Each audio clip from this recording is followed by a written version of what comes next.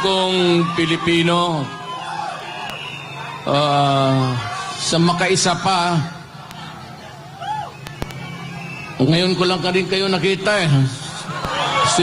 Nung umalis ako ng Malacanang, ngayon lang. So,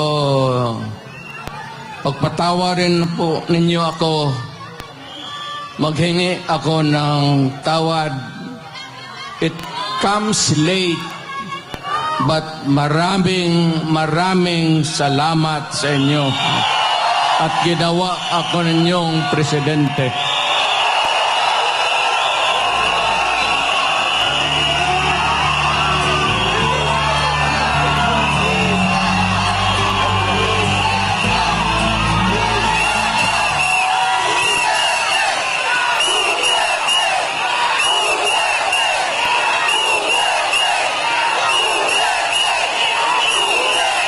Ang pinuntahan ko dito, nandoon naman ako sa Davao.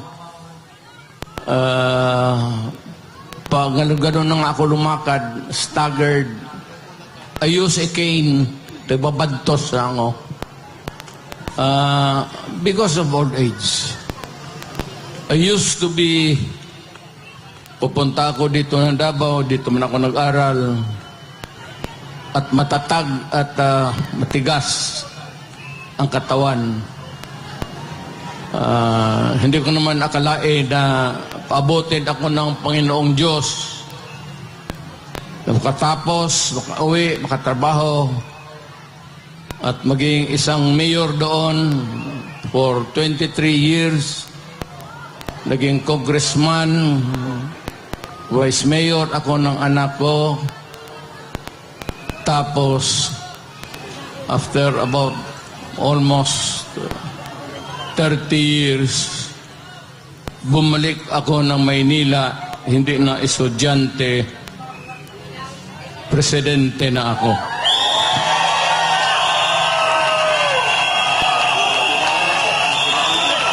Itong ibigay ko sa inyo, maliit ito na bagay. Pwede ninyong itapon ito pagkatapos. Tapon mo lang sa isip mo. Pero pagdating ng panahon, nakikiusap ako sa inyo, nakaluhod, na huwag ninyong kalimutan, ito ay legal. It could spell the difference of what we have now, what we can pass to you, our children, at anong maibigay mo sa iyong mga apo at mga apo at mga anak na mga apo nila. Alam mo, may mga tao talagang ayaw ko sanang lumipas na eh. Lumipas na. But every time sa ating history, ni kung may presidente man who started first of all, na una, gusto niyang kulikutin, pakialaman, kalkalin niya ang Constitution. Unfortunately, Ferdinand Marcos Sr. Kaya nakataroon tayo ng from 4 years to another 4 years to martial law hanggang naging 20 years. He could have done it in 10 years. But because they wanted themselves in power, may mga tao dito kayo, binanganak kayo si Marcos, namatayin lang kayo dyan sa nilibing kayo, si Marcos pa rin ang presidente ninyo. Yan lang nga. You know, kayo sa likod, yung mga lumad, hindi man tayo makakaintindihan dyan. Kay mga Ilocano, kaming mga Bisaya,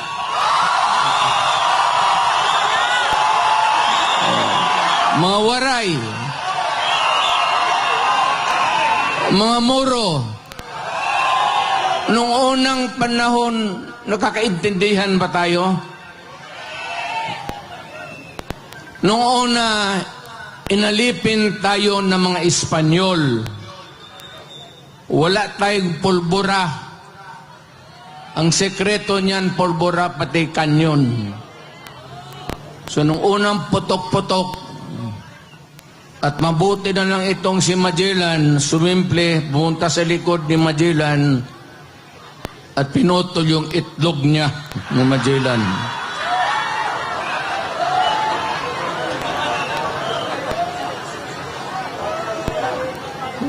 Kaya nung naging presidente ako, totoo yan. Kayo. Lahat man tayo Pilipino. Tingin-tingin ako dyan sa mga stamps. Jose Rizal, Bonifacio, Apolinario Mabini, si Jacinto, Marcelo H. del Pilar. Okay yan sila. Naririnig na natin noon sa mga lulo ko na ito mga mahusay ng tao. Pero nung nagpapalaki ako ng palaki, bakit puro Tagalog ito, mga Ilocano? Sabi ko, wala ba tayong Bisaya na hero?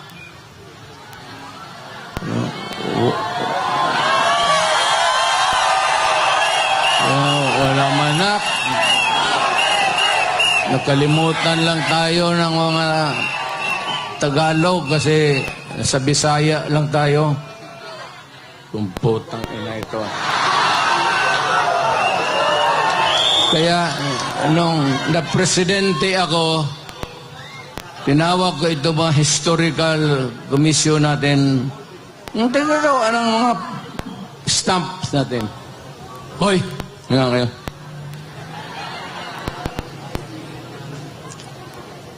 Kami bang mga Bisaya? Sino ang hero namin?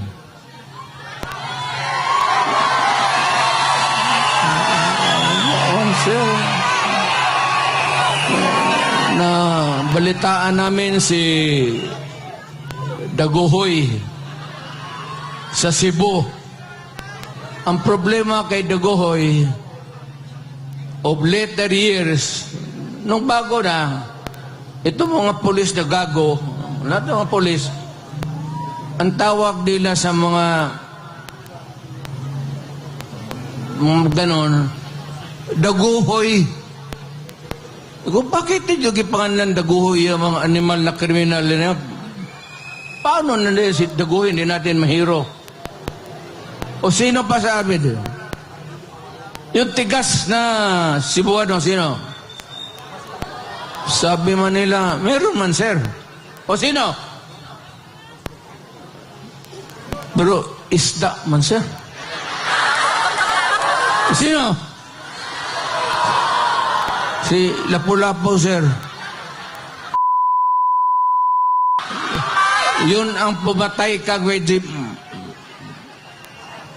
Bukas pag walang istampa yung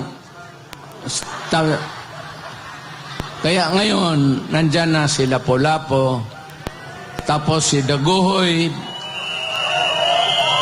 Kaya sinabi ko sa mga pulis pati military, huwag na ninyong tawagan yung mga hold-upper, mga kidnapper na Daguhoy.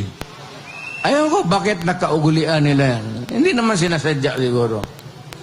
Pero medyo may 2-3 na kami. Kung mamatay si Pepe o si Bongo, baka madagdagan natin ng pangatlong hero.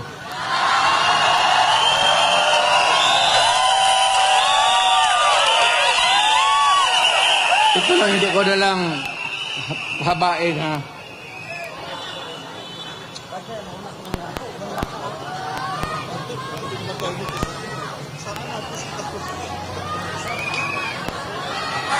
Ito ba dalawang papel? Ito yung konstitusyon ngayon. Bantay kayo dito. Bantay kayo dito. It would have a long and lasting, miserable life for you all. Ito yung konstitusyon natin. Ang una talang gumalaw nito, iba-iba niya, si Marcos. Maniwalat ka hindi. After a few decades, ang pangalawang taong gustong kumalkal ng konstitusyon natin, putang ina, Marcos rin.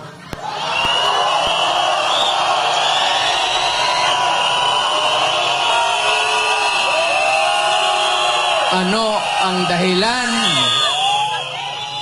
Gusto lang nilang ito. Sabi man itong mga putang ina, naging congressman rin ako. Sabi nila, ito lang mga provision, edukasyon, papasukin natin yung mga lahat na, Princeton, kung ano yung, maganda. Okay naman tayo. Yung UP natin, hindi naman matatalo. Education, advertisement, para sa akin, hindi na kailangan. Walang putang ina, walang kwenta. Yan ang excuse ni Marcos noon. Pati ang excuse ni Marcos noon. Marcos. Pareho-pareho yung linya.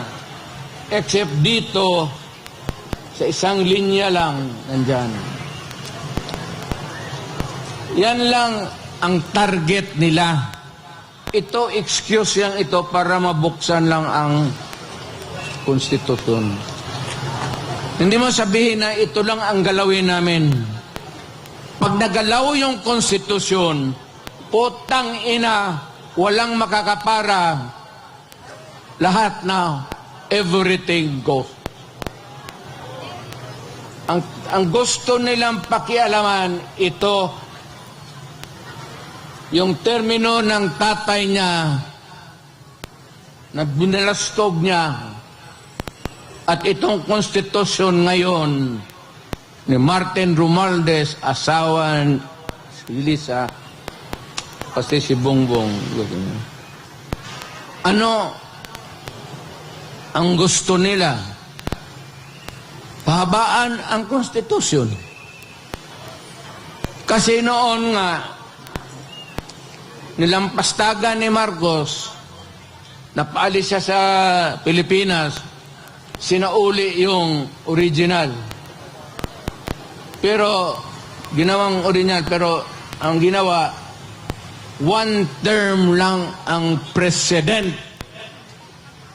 6 years, walang re-election. Kagaya sa akin.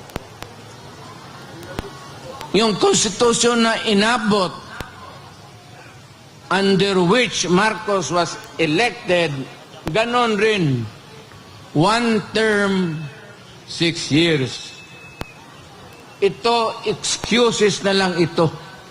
Kagaya nito ni Marcos rin noon sa tatay niya. Ang puntarya talaga nila, ito, dito, ito. Yung term extension. Noon po.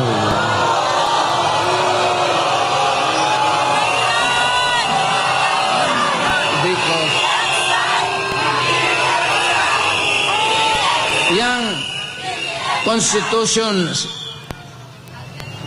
kung saan na siya nahialal, one term, 6 years. Ngayon, gusto nilang Chacha, People's Initiative. Ang balita ko, may pangatlo na yan, Constituent Assembly by Congress. Mukhang inumpasahan na nila kahapon. Mas madali yun at walang objection. So, kung may galawin man ang konstitusyon, isa lang. Pahabain lang talaga ni Marcos kung anong ginawa ng tatay niya, gagawin niya.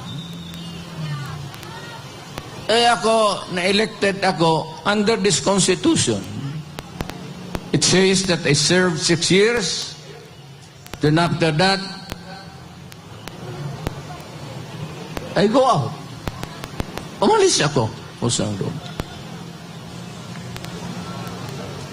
Pero itong mga tao talaga, Marcos doon, unang panahon, Marcos dito, basta panahon ng Marcos, putang inap, napakialaman talaga yung konstitusyon. Pinapahaba yung trabaho. Huwag kayong pumayag na ganon. Kababuyan yan. Sabi ko sa iyo, hindi tayo magkakilala lahat. Kung unang panahong nagkita tayo dito sa Maynila, magpatayan tayo. Eh, Ilocano ka, Batanggenyo ako, Bisaya ako, Waray, Buro. But in 1935, yung matatanda natin, yung mga minuno natin, nung binatawan tayo ng Espanyol, ang Espanyol nag-istambay sa Pilipinas ng 400 years.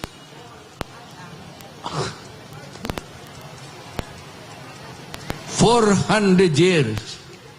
Pumasok ang Amerikano because there was an American-Spanish War. Natalo ang Espanyol.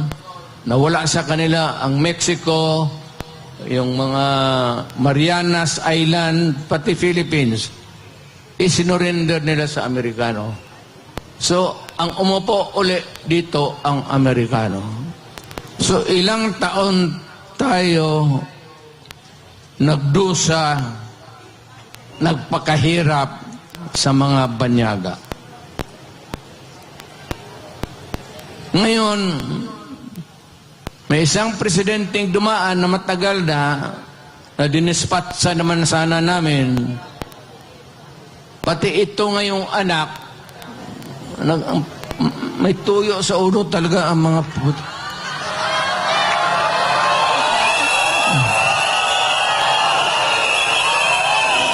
gusto pahabain. Sila lang naman yan yung gustong mapahabain ang termino nila. Ang Pilipino, lamang interest dyan magpahaba ng termino. Ang Pilipino, ang gusto magpahaba ng utid para papakaligaya kung sino ang gustong paligayahin. Utang ina.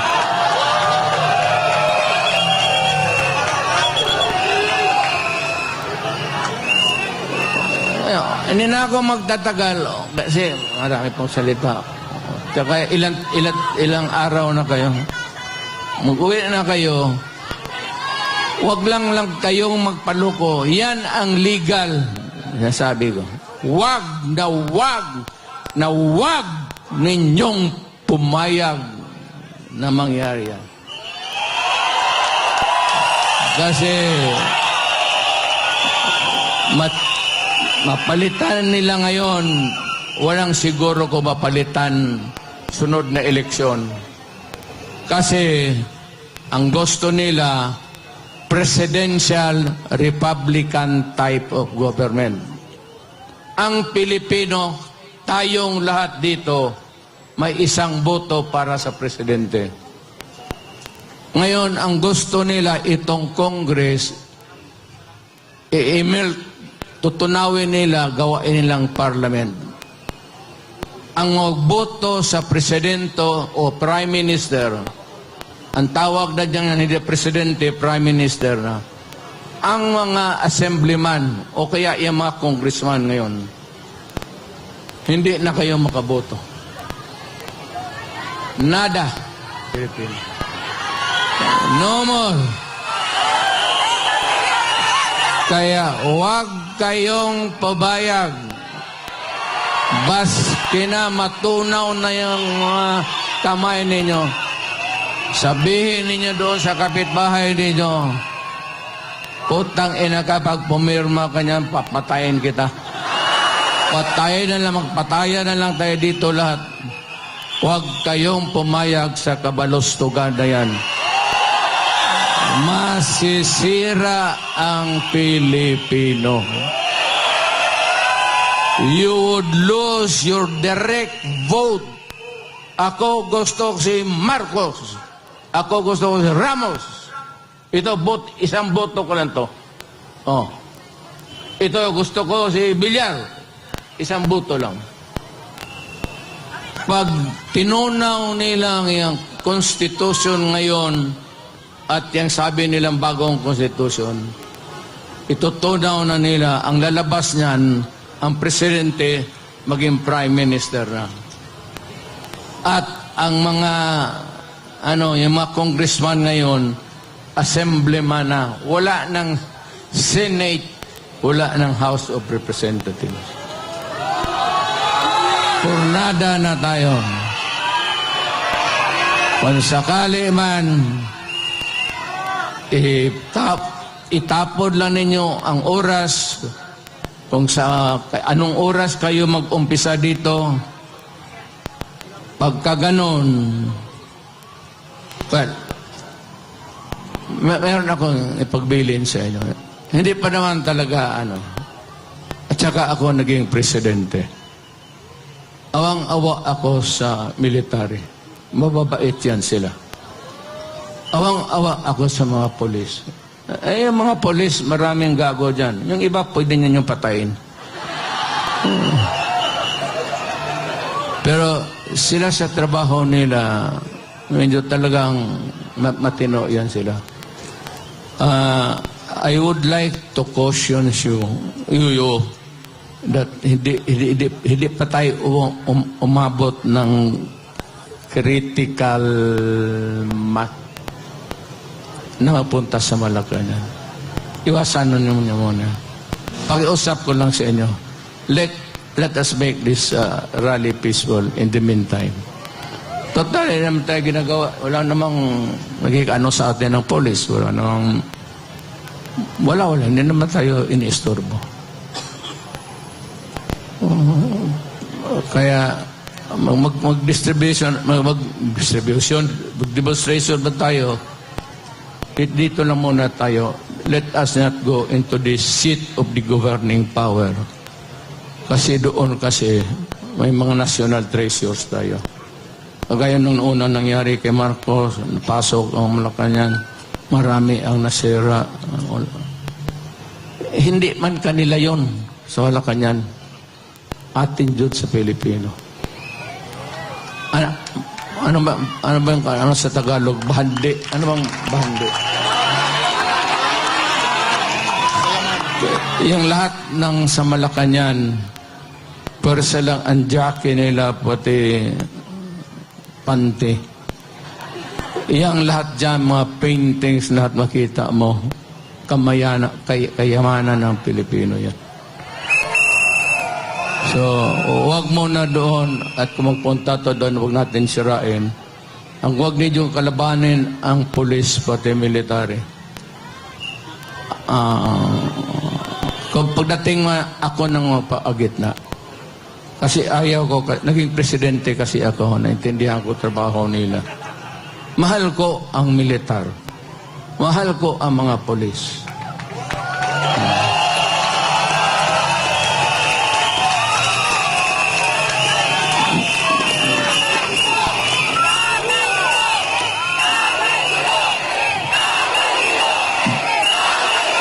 Babae mo na.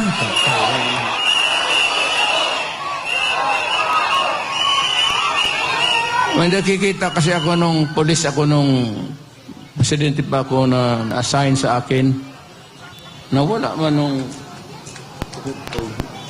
ko dito. Pero the one thing that I can contribute really is let us avoid bloody incident. Hindi pa. Dadating yan. Hindi talaga.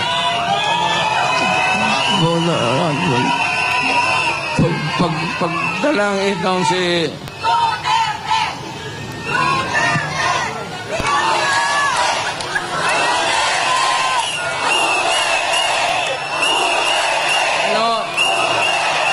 Alam mo, si Marcos, pasyad-pasyad na lang yan.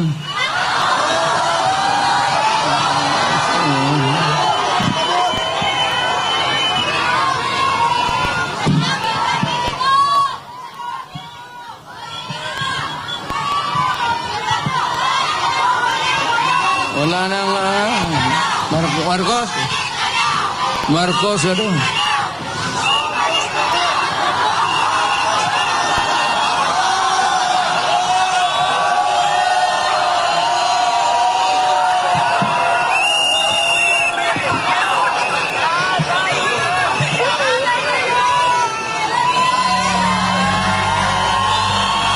Mahal ko kayong lahat.